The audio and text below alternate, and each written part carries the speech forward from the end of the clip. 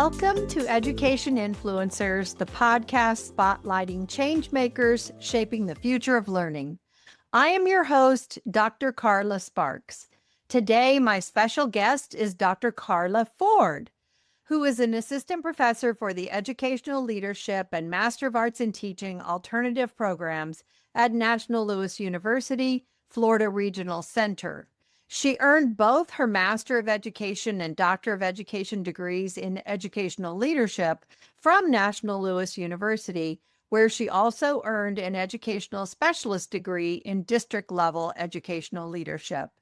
Before joining NLU full-time, she held the position of adjunct professor teaching in multiple National College of Education programs.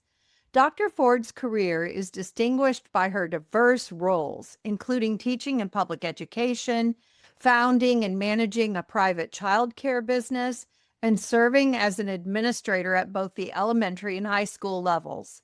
Additionally, she has held the position of Director of Education for a nonprofit organization.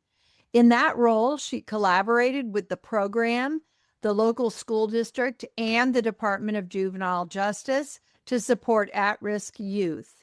Throughout her career, Dr. Foord has developed a wide range of educational courses for both school districts and private institutions. Her research interests include leadership development, innovative teaching practices to increase student achievement and engagement, and the impacts of artificial intelligence in education. Welcome, Dr. Carla Foord. Welcome, Dr. Foord. I'm really excited to have you on Education Influencers today, and I'm thrilled for this opportunity to have a discussion with you about all the amazing change-making activities you've been doing since you earned your doctorate. So welcome. Thank you, Dr. Sparks. I'm excited to be joining you on your podcast, and this is an honor, and I'm looking forward to our conversation. Well, let's jump right in. I wanted to just ask you a general question about when you earned your doctorate in 2022, what doors have opened for you to make a difference in the larger education community since that time? Since I earned my doctorate degree, I've done several things. I've worked as an high school administrator, did that for about 3 years, started out in student affairs, and then I was promoted to assistant principal of curriculum. I've been a director of education for a nonprofit where I was able to work with troubled youth and help work with them on restorative practices just to re-enter the community and be successful members of society. I've worked as an adjunct professor for National Louis University for 3 years, and I'm recently promoted to assistant professor, which I partnership with you, and it's a great privilege just to serve our students in the MAT and educational leadership programs. So I've just really a lot of doors have been opened, and you don't think about it and when you're in the position and when you're in that program, but at the end of the road, and there's just the degree opens many doors. I cannot agree with you more. In fact, I often have doctoral candidates ask me, how do I get a job with this degree? How do I put it to work? And I usually say something like, well, that's not exactly the question. The idea is you go ahead and do the work and finish the degree, and then the doors open and you choose which is the right door to walk through. And so it seems like that's what's happened with you in a variety of ways. So let's just drill down a little bit more on that point. How and where do you feel like you influence education?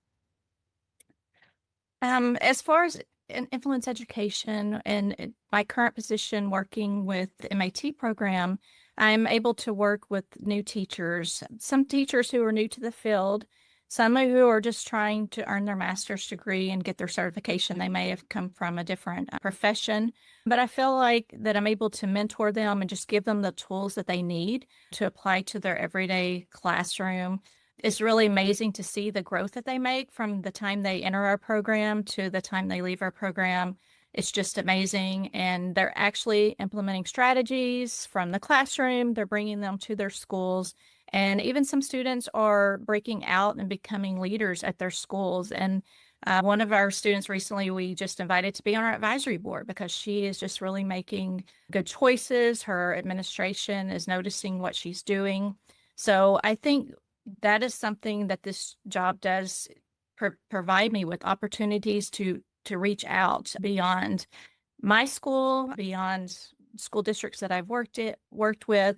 We have students all over and not just in Florida. So I've actually have connections with students in Alaska, Ohio, Georgia, and they come back. They come back and ask questions and they ask for advice. And I was just recently emailing one before our podcast.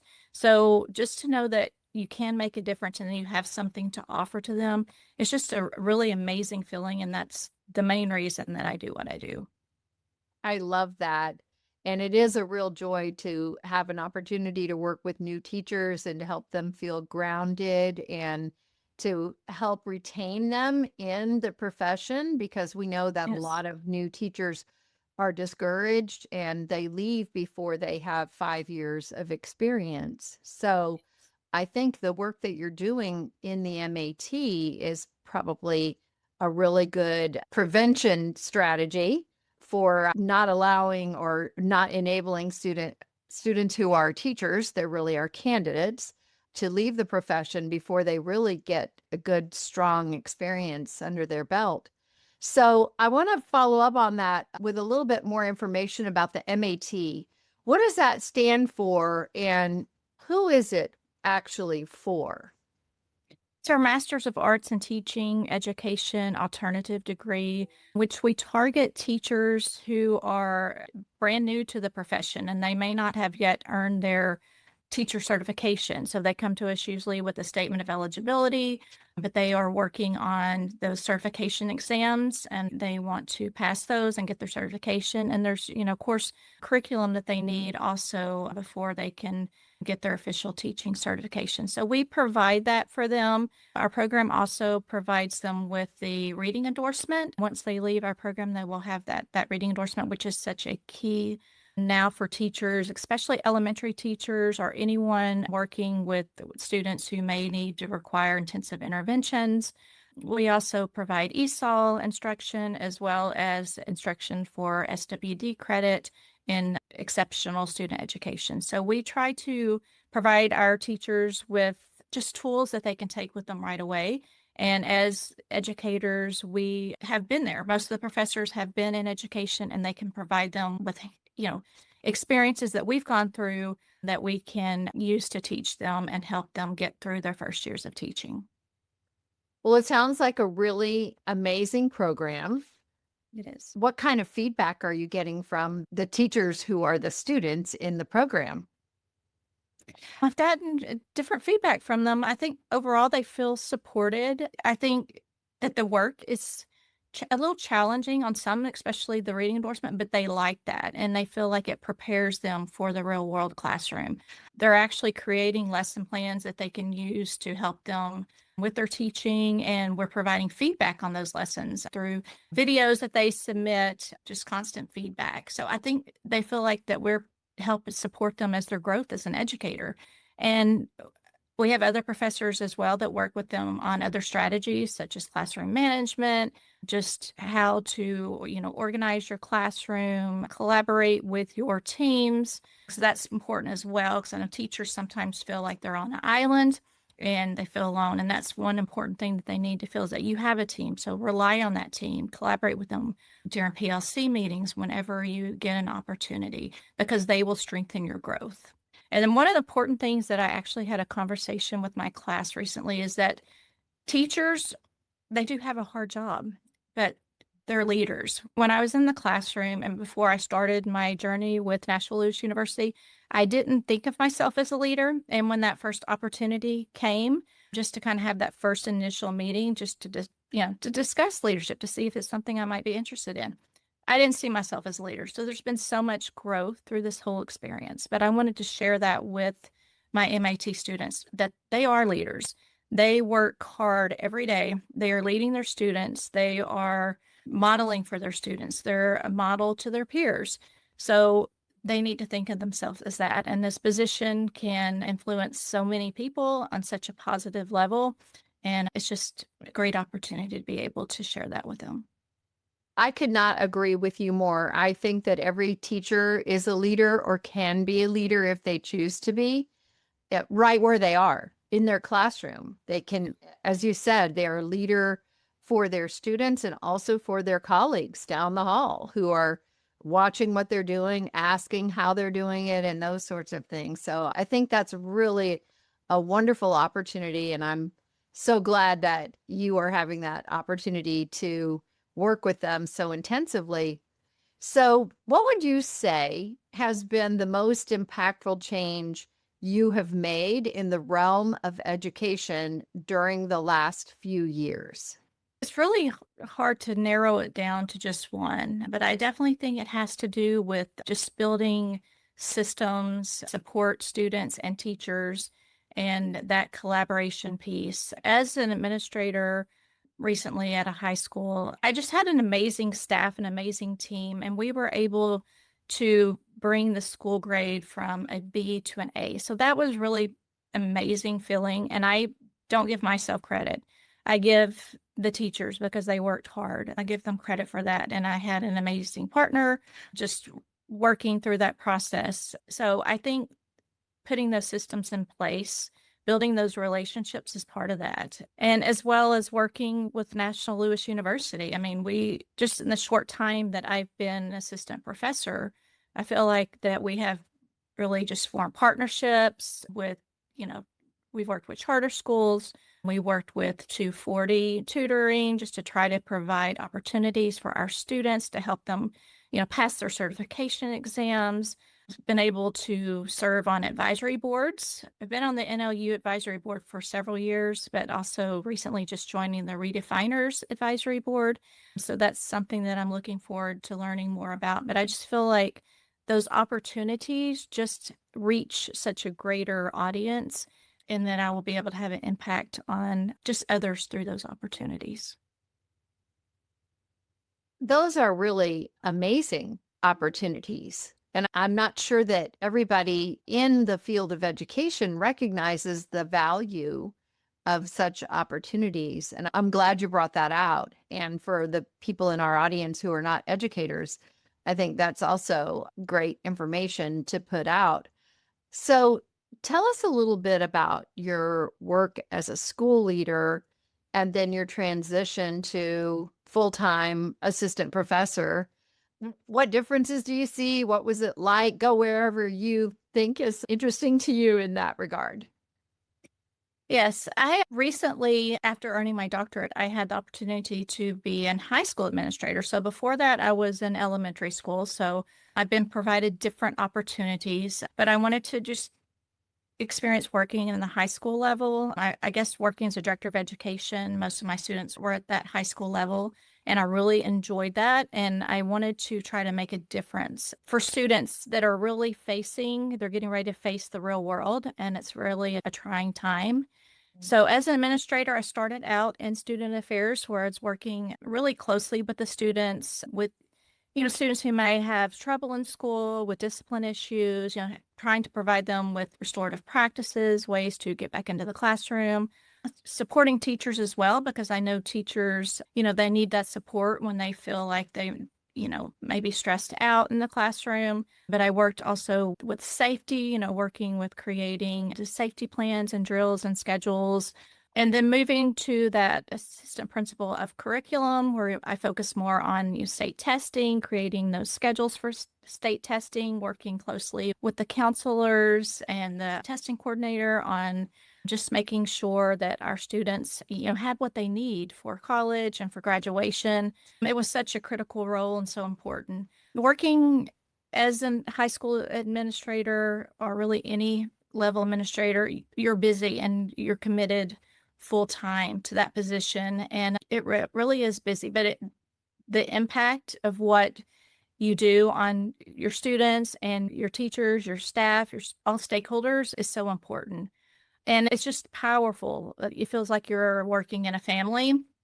It can be very exhausting at the same time, but just a really great experience. And then moving towards my role as an assistant professor, I feel like it's just broadened my experiences. And I do want to say it was a tough decision because leaving public education, coming into higher education, it wasn't an easy decision that I had to make.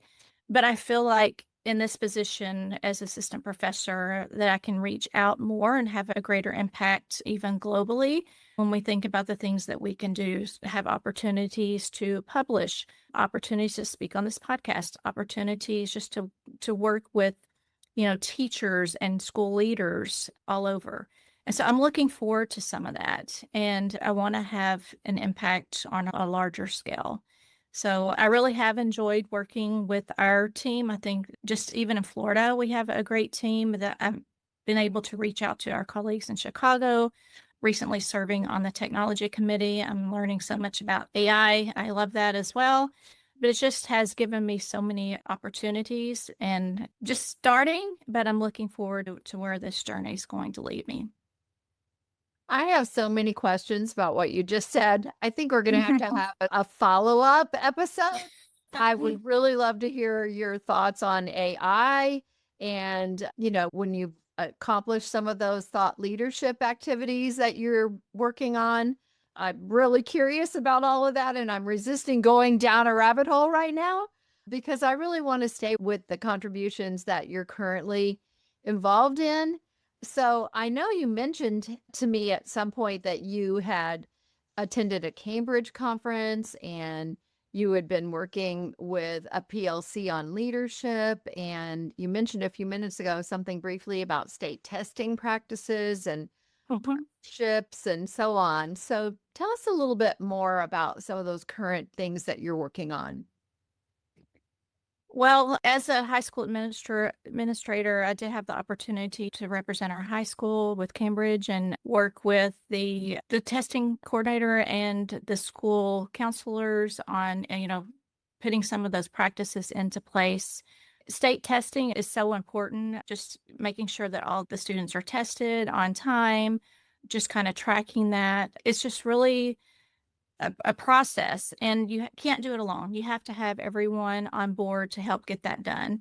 And it's just something that I really was able to take on it was a new role as well. But as far as leader, anybody thinking about going into leadership, you just have to realize that, you're going to have these new tasks that you have to face on, and they may be challenging, they may be hard, they may be time consuming, but you need to rely on everyone who is around you.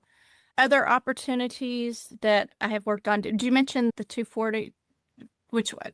Could you repeat that one? Yeah, go ahead and talk about 240. I think that's exciting.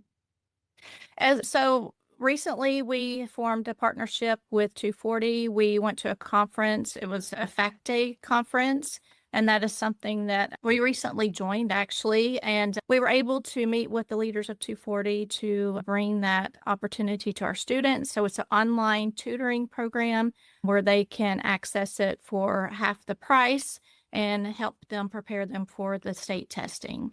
So it helps not only our MAT students, but also our students in our MAD programs and EDL programs who may need to pass the FELI for ed leadership. So we will have those programs available for them to help them through that process. National Lewis also offers a program as well to help support teachers through that and leaders through that. So we have our very own program as well, but this is just in addition. So that's just one of the partnerships that we have worked with. And then through our new partnership with Fact Day, we have been able to learn more about policy in the state of Florida and how to impact what policies go through. I thought that was very interesting to realize that as educators, we can be an active part and kind of give our input on what is important. But also through that, we were able to learn some of the new laws that are coming forward, moving with our FEPS, our Florida Educator Accomplice Practices, some of the changes that are coming with those. So just staying up to date on current practices, it's very important. And I think that some of these opportunities have been able to provide us with that information. Wow, that's a lot.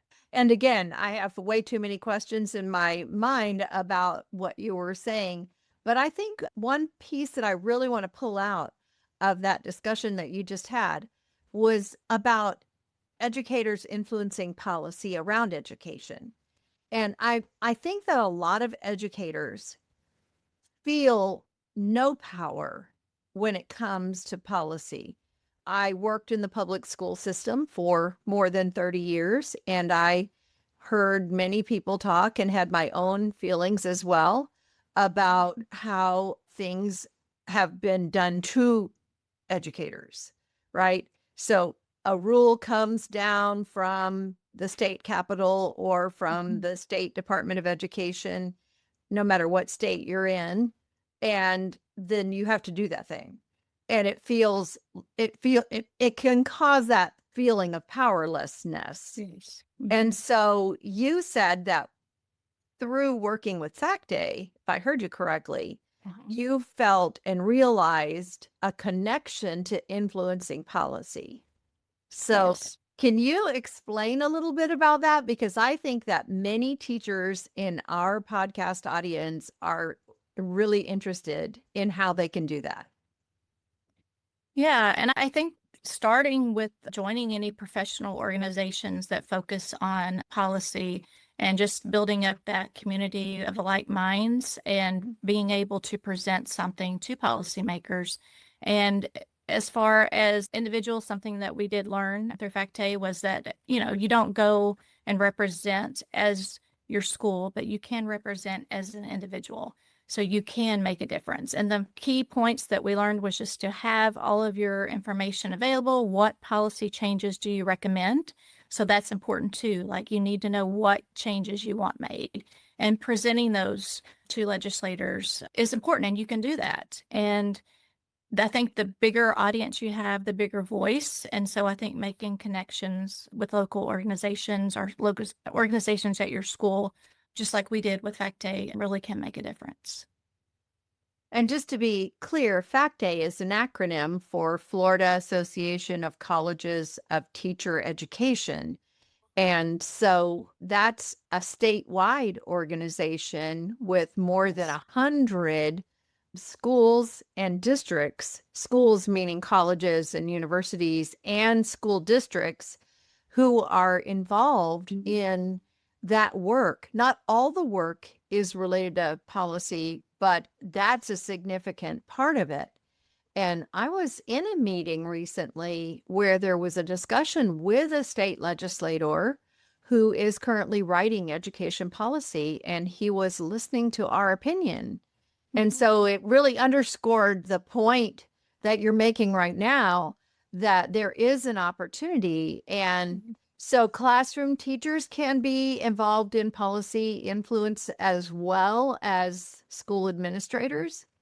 Is that Yeah. right? Oh, yes, definitely. They can have a great impact on it. It's just they have to get out there and be active. And I know they're busy, and that's one of the main things, just finding time. But if it's something that's important to you, I definitely would recommend finding a local organization that supports that. And I'm sure there's one in your school district, but I'm sure there's, statewide ones as well, similar to FACTE. Yeah. Even the Classroom Teachers Association. I mean, I think so. Yeah. they do a lot with interviewing political candidates and making recommendations and giving endorsements, and always with an eye and an ear toward what candidate is going to do the most for education. And Yeah. so that's an organization that teachers can readily belong to. And, Yeah, I think have a that's voice. definitely, I think that would be a great start. Yeah. And then there's the Florida Education Association, the National Mhm. Education Association, which is the largest union, if you will, in the country, membership wise. So there are a lot of opportunities for educators at every level, including your new teachers in the Master of Arts in Teaching program.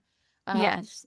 So that's really Yeah. wonderful. And you have that opportunity to talk to them about those things and help them realize the power that they actually hold and didn't even probably know when they decided to become a teacher. Yeah. So I'd like to kind of wrap everything up with this question. What suggestions do you have for educators who want to be change makers and influencers? I would suggest to start with building relationships, getting to know the people around you, the schools around you. So if it's in locally, if you're wanting to promote in within your district or with your school, just building those relationships with the people around you, with your teachers as well, and just be available, be ready to listen. I think that, leaders definitely need to listen to what others have to say. They have to be able to take feedback as well. I think that's important as a leader, that we need to be able to respond to feedback that people give us. But there are many things. I think a good leader, they need to be able to be organized. That's one thing that I wasn't when I first started. I had to learn organization. So I have, sticky notes everywhere, a checklist. I enjoy when I get to cross them out and kind of wad them up and throw them away. So I think that's important, is that you have to work on organization and time management. I think those are all important skills. But if you're thinking about going into leadership, I definitely think it's a difficult road, but it's a really rewarding road. And there's so many doors that can be opened. And I think just start small, start with small opportunities. So if you get asked to be as a teacher, maybe to serve on the ILT or to serve as a department head, that's where you start. You start with those little roles and then you move up. And I just want to reiterate what I said earlier, that as a teachers, when I'm speaking to our teachers, you are a leader. You're starting in your classroom. And I think that you can show those leadership skills through just the integrity that you show every day, just modeling for your students, being there for your students, and then slowly, stepping out into those roles in your school. So start where you are. That would be my advice. Start where you are now and grow those leadership skills. I love that advice because everybody can follow it, right? That's for everyone. If you start where you are, instead of like, what do I have to do to get over there so that I can do that? No, you can just start right where you are. Yeah. I love that so much. Thank you for sharing that. That was great advice. I You're welcome. appreciate hearing your stories of important work and success.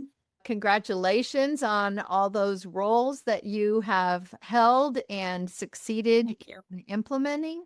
And thank you so much for being here with me today. I really appreciate it, Carla. Welcome anytime.